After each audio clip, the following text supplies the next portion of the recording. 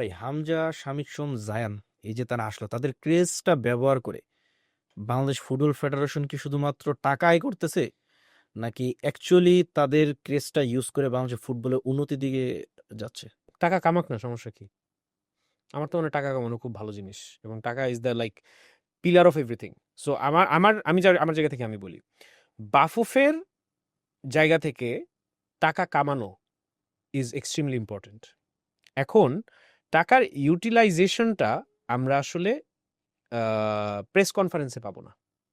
টাকার ইউটিলাইজেশনটা আমরা কিভাবে মেজার করব? ফ্যানরা কিভাবে মেজার করবে? ফ্যানরা মেজার করবে যখন হামজা মাঠের মধ্যে হাত উঁচা করে চিল্লাবে, আরেক মানে এক ভদ্রলোক এটা দেখেও তাকে পাস দিবে না। দ্যাট মিনস যে আমরা ওই জায়গাতে ডেভেলপমেন্ট করতে পারি নাই। ফিল্ডে ফিল্ডে আমরা ডেভেলপমেন্ট করতে পারিনি। অ্যান্ড ওই রিফ্লেকশনগুলা যতটুকু কমবে ততটুকু আমরা বুঝবো টাকার ইউটিলাইজেশন হইতেছে। হিসাব দেওয়ার কিছু নাই। কত টাকা তোমার খরচ হইছে ম্যাচ অর্গানাইজ করতে, কত টাকা টিকিট বেচছো, এটা যাই না আমাদের ফ্যানদের কোনো লাভ নাই।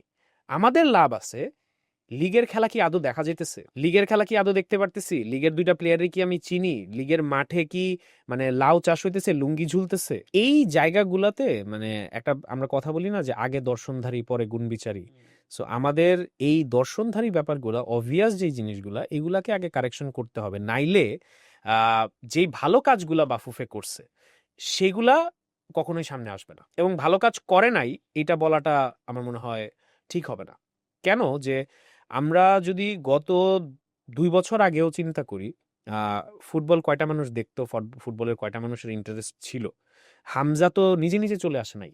শামিদ প্রসেসের মাধ্যমে অবশ্যই শামিদ আসে। সোম তো চলে আসে নিজে, নিজে চলে আসে নাই। শামিদ সোমকে কিন্তু আগেও কনট্যাক্ট করা হইছে। প্রিভিয়াস বোর্ডও ট্রাই করছে, আনতে পারে নাই। কারণ তখন শামিদের কোনো কারণই ছিল না বাংলাদেশে আসার।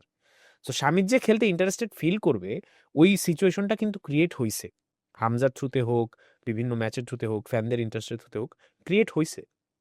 These are good staff, these are good initiatives.